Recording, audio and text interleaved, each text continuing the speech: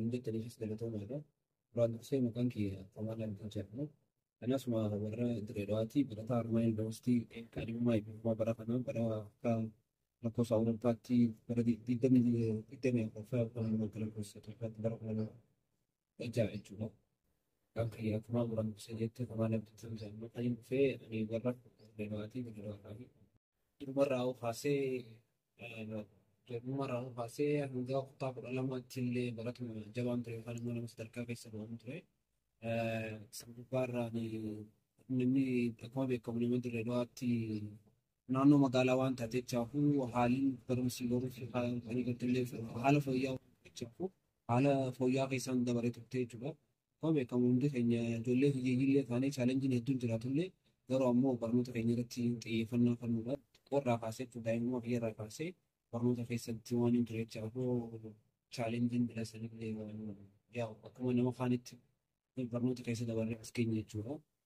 Akkuma beekamutti gara chaalenjiin hedduunis ni jira gara kutaa Haramaa Yuunivarsiitii seenuun dura Haramaa Yuunivarsiitii jooyin godhuun duratti yookaan ammoo jooyin godhuun duratti wanta kopi Faransaaynya yookaan language Faransaaynya barachaa turre gaafa duraa tokko kutaa kudhanitti namoota qabxii gaggaarii fidee jechuudha waliin qabanii nu barsiisaa turanii odoon san barachaa jiru amma yuunivarsiitii kana deemee gaafa fuula turre gizeen keessa ilaalu gibbiin isin turte gizeen akkasitti waggaa fuula dura fuullee amma yuunivarsiitii kanaan jooyin piroojeetii yaadaa ture akka tasaa ta'ee barnootaa nan barbaaduuf yookaan ammoo haala irratti hundaa'ee duraa Jimmaa yuunivarsiitii illee booda kanirra waan hin argeessan irraa ka'ee Haramaa Yuunivarsiitii filannoo biyya ture tokko faarratti mul'atu tokko kumarratti ni ta'eesi baay'ee na gammachiisa tokko faasa irratti erga siin booda gara fireeshmaanii dhufnee akkuma beekamu fireeshmaanii bira kana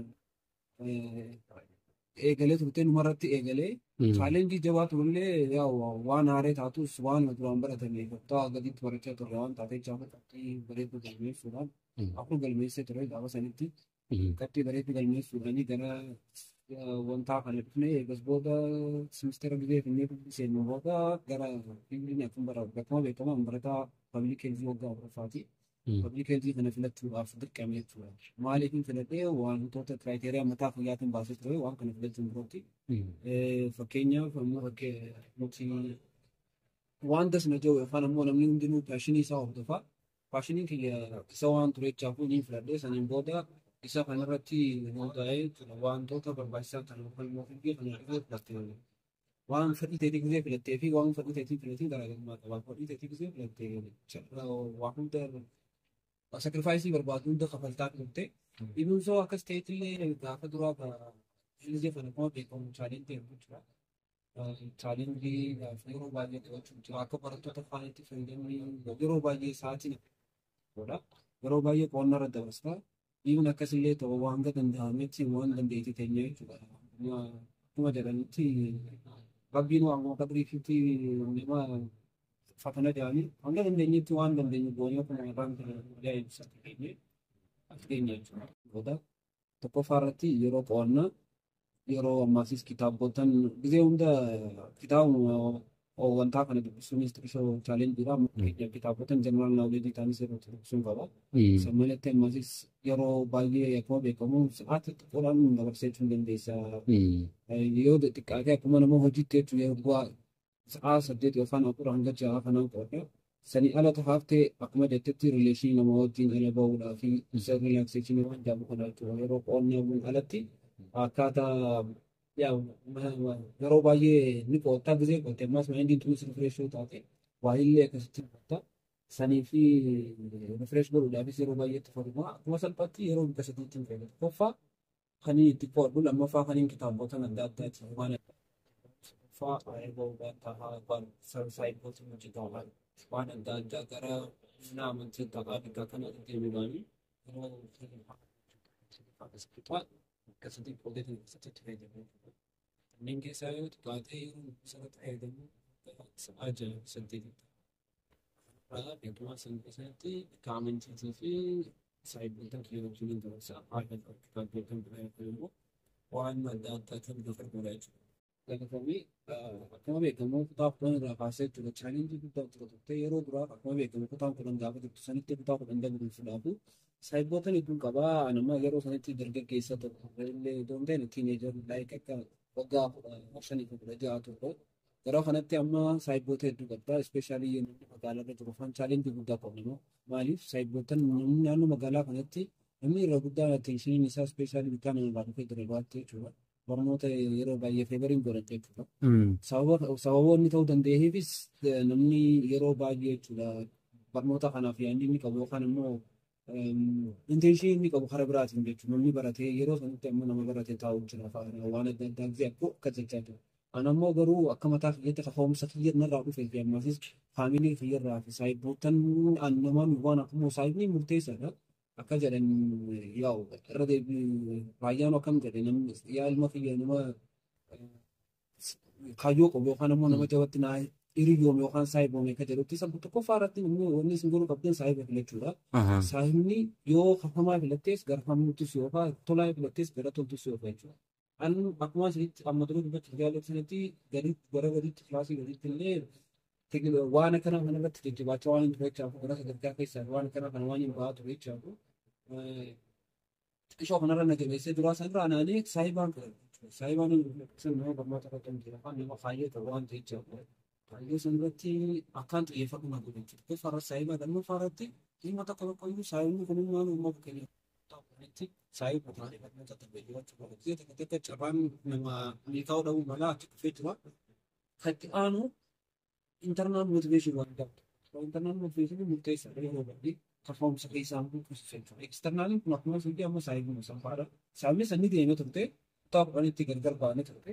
Isii kutaa kudhanii gargar baan gara 11-12 kanatti internal motivation fayyadamu eegalu. Internal motivation kun performance godhee hangaarraa asin nagee jechuudha. Asin gubbaarraa gaafa yuunivarsiitii seentu namoota san daree argite jechuudha. Warri influensii warra gadii sanfaan salphaadha. Kan yuunivarsiitii kana gisee dhuftu tokkoffaa warra biran jirtu firiidamii 100% qabda. Waan firiidamii qabdu jechaaf waan fedhe hojjechuu dandeessa jechuudha. Murteen hundinuu karaa keetu fedha. Ani wanni bira sanatti hin ta'iniif barataa amantii waan hin ture jechaaf yookaan amantii waan hin hordofaa ture jechaaf gara masgiidaatii fi gara jamaatii fi wantoota akka instituutii keessa jiran yookaan immoo garee kan waan hin hirkachaa ture jechaaf kana fakkaatutti inni san faayidaa guddaa isinii qaba. Gara amantiitiin spirituaalii yoo jabaattan gara jamaatti yoo dhiyaattan jamaan isin gargaaraa isin jajjabeessa haasaa balatti amantii lachuu jechuudha. Kiristaananis yoo taate gara musliimaatiinis yoo taate namni gara instituutii akka riilijees instituutii kanatti hirkatu yeroo baay'ee chaalenjii akkasii sanarraa ni hafa. San gubbaarraan saayiba yoo filattan jabaattanii akkana ta'u jechuudha. Fi tokkoffaa waan kanootitu nu gargaara jechuudha akka qabxii kanas dorgomuuf.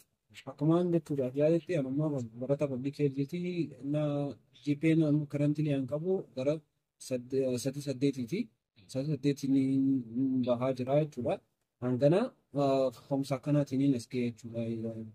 Beesni namaa hojii qabu yookaan immoo hariiroo namaa hojii qabu irratti dhufee dhufne beekamaadha. Namni dirree dhawaatii fi namni afaan garaagaraan beekamu.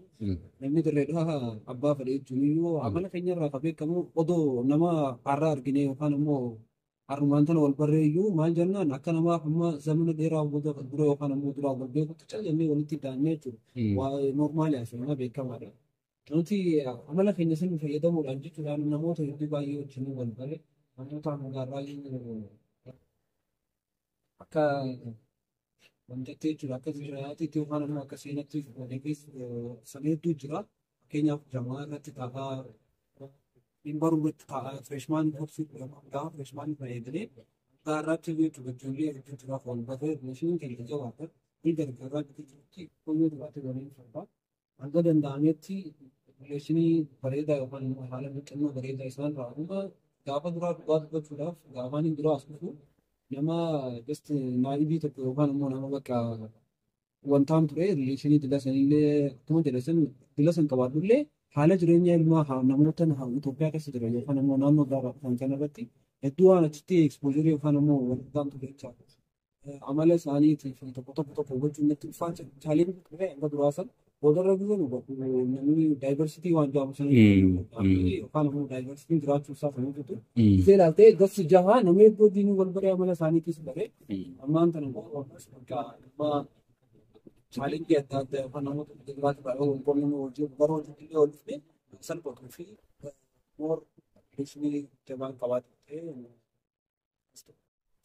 كومبلمنت فرونت وان جام اسكولين وعملي especially يوجد universities هنا كابولين بيوكو قدي في تتهيل في تيشورا so akas illee odoo taane taane beekamaa miti just akka eegalaati ture serious relationship akka galiin beeku siilaan gaarratti illee singiliin ture garuu akka argutti fi saayibootan kiyya hedduu waa'ee waan akkanaa kana hordofaa ture waan ture jechaafu especially namni waan akkanaa kana hojjetu yookaan immoo garee biroon naannoo akka barnootaatti taa'um chaalenjii guddaa keessatti uumamu isheen isaatiillee daayibiruutti ta'uu danda'a jechuudha sababa akkanatti.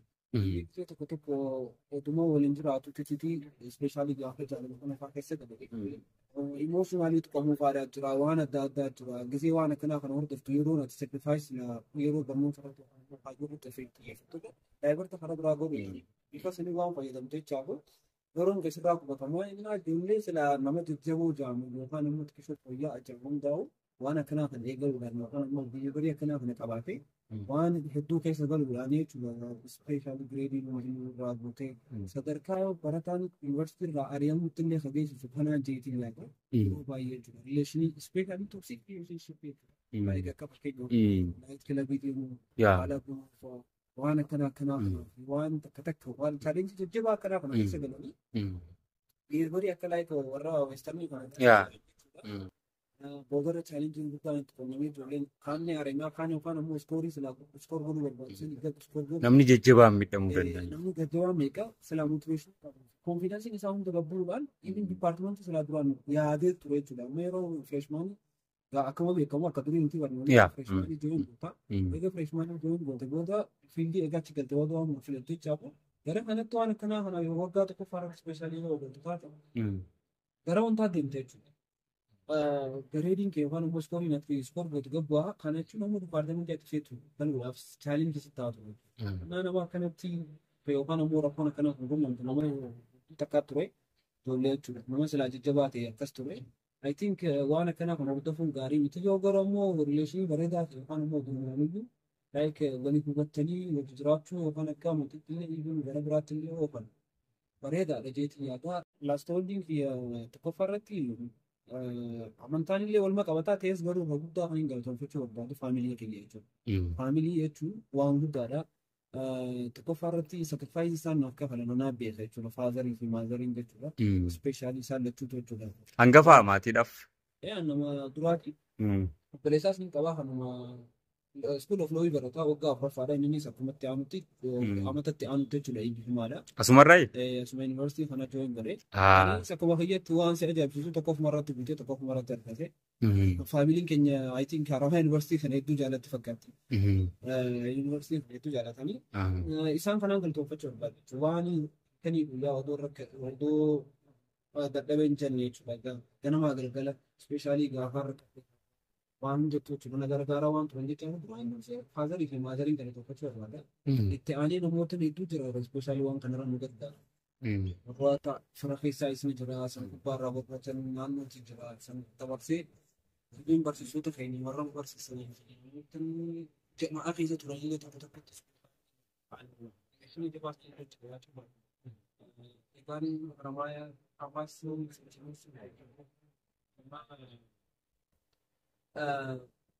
Haramaa yuunivarsiitii jechuudha kan baasii kan dabalatu barbaada. Namoota rileeshinii hedduu illee akkasitti qabaachuu waan ispeeshaalii Dr. Khalid fa'aa jira. Kana yookaan immoo dibata Amiira miseensa jabaa seeksheniis galatoomfachuu barbaada. Hedduu isaaniitu hedduu gargaaraa turani.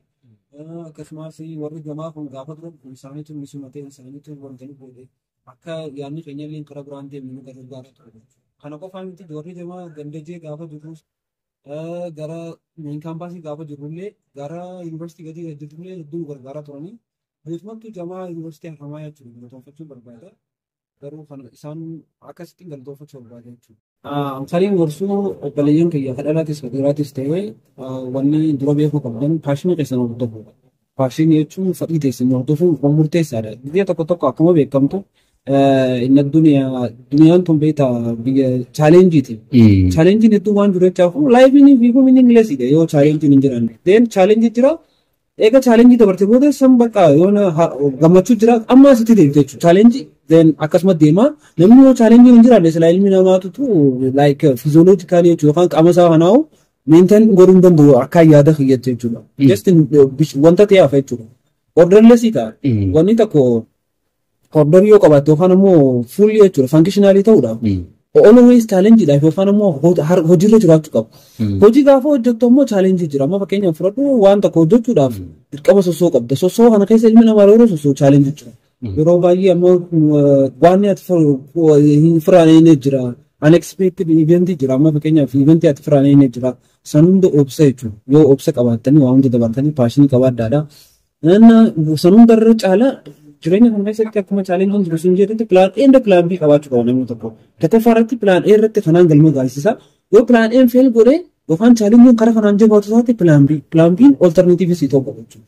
Yeroo baay'ee namni kun hanga challenge isaa argatutti jechuudha. Yeroo baay'ee karaa adda addaa deemu mala plan akkasitti yoo qabaattanii yookaan immoo sabrii qabaattan yookaan obsa qabaattanii passion keessan hordoftan taate challenge sun hundanii dabartanii obsi bu'uura waa hundaati jechuudha. Obsi qabdanii namootaan yookaan immoo kufaatiin laayinaa baay'ee yeroo baay'ee amma fakkeenyaaf namoota yookaan immoo chaalenjiin qunnamee chaalenjii san dabaluu darbe. Sallaaluu dhiistanii fuuldura ilaala namni yeroo baay'ee. Gaafa yoo akkas ilaaltu malee fuuldura ilaaltu malee yeroo baakgiraawundi dambii ilaalte yookaan immoo baakwaardi ilaalu kufaataadha. Ikeen hunda forwaardi ilaalaan isin jaa. Fuuldura ilaalaan isin jaa. Speak hopi qabaadha yookaan immoo abdii qabaadha jireenya irra. Har'arra boruu wayya jedhanii namni osoo sossoo yaada. Faashinii keessumaa hordoftanii sabrii qabaattanii boru. Like imaginary person ta'uun jechuudha. Waan hundarra caalaadha. Imagination is sometimes it is greater than chance dha jabbeeta. Imagination waan hundarra caalaadha. Imagination qabaachuun ulfaata abdii qabaachuun yookaan imagination qabaachuun isin gargaaraaf fuuldura akka ilaaltan isin jedha. Fuuldura ilaalaadha. Obsa qabaadha. Faashinii keessumaa hordofan isin dhuguma public health jechuun amma bachelor degree waan ta'e jechuudha. Maastarsii hojjedha akka jilyaatti jechuudha. Maastarsii ispeeshaalii yoo iskoolaarri argamu taate yeroo baay'ee biyya keenya keessatti argamurra alaan jechii akka kiyyatti jechuudha. Faashinii kiyyatti yookaan fedhii kiyyatti iskoolaarra taasisa maastarsii alatti yoo hojjedhe MPH jechuudha. Public health waan ispeeshaalii epidemiolojiidhaan yoo hojjedhe dasna ja'a. Sanitti aanee barnootaan hundarra filadhaan hojiilee ni hojjedha garuu immoo barnoonni nama asuma dhaabbatu ta'uu barbaadu. Nama waan takka jijjiireefillee jijjiiree nama biraatillee jijjiiru ofii kiyyaa jijjiiruu waan barbaadu jecha nama hanga PhD jechuudha. Doctor Public Health hanga jaamutti hojjechuudhaaf fedhiin qaba yookaan immoo kaayyoon qaba. San cinatti aansee akkuma beekamu jireenyi kana qofaa miti jechuudha. Hojii kana qofaa miti biizinasa illee seenuu ni barbaada yoo haalli naa mijaa'u taate san biizinasa seenuudhaaf digirii akkaawuntingii illee barachuu kaayyoon qaba. Akkaawuntingii eegaan barate booda biizinasa adda addaa keessatti seenee of jijjiiruudhaaf akkasii jechuudha kaayyoon.